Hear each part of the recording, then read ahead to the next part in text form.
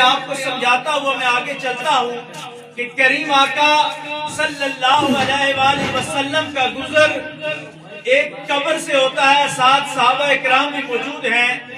تو آقا علیہ السلام اپنی نبوت والی آنکھوں سے دیکھتے ہوئے یہ بتاتے ہیں کہ قبر کے اندر جو مردہ ہے اس کو عذاب ہو رہا ہے۔ میں اپنے نبی کے علم پہ قربان جاؤں کہ آقا علیہ السلام کو اللہ تبارک و تعالیٰ نے وحی کے اس علم سے نوازا تھا کہ جس طرح آپ زمین کے اوپر دیکھتے تھے اسی طرح قبر کے اندر کا بھی مشاہدہ فرما رہے تھے، اور فرمایا کہ قبر والے کو عذاب ہو رہا ہے۔ صرف یہاں تک علم نہیں تھا بلکہ آقا علیہ السلام نے یہ بات بھی واضح فرمائی کہ اس کو عذاب ان گناہوں کی وجہ سے ہو رہا۔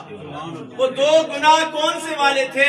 فرمایا ایک یہ پیشاب کی چھینٹوں کا خیال نہیں کرتا تھا، اس کے قدموں پہ پڑا کرتی تھی جس کی وجہ سے اس کو عذاب ہو رہا ہے، اور دوسرا گناہ یہ چغل خوری کیا کرتا تھا جس کی وجہ سے اس کو گناہ ہو رہا ہے، اس کو آج عذاب ہو رہا ہے قبر کے اندر۔ میرے آقا علیہ السلام نے یہ دونوں باتیں واضح فرما دی کہ چھوٹی چھوٹی باتیں جن کو ہم بظاہر کوئی خیال نہیں کرتے لیکن قبر میں یہ بڑے عذاب کا سبب بن جاتی ہیں۔ آج کی اس مجلس سے اگر ہم یہی بات لے کے چلے جائیں کہ ہم ان دو باتوں کا خیال کریں گے تو زندگی بھر جتنا ہم خیال کرتے رہیں گے ان گناہوں سے بچتے رہیں گے، اس کا فائدہ ہمیں بھی ہوگا، لیکن مرنے والے جن کا آج چلم ہے ان کو بھی اس کا فائدہ ہوگا۔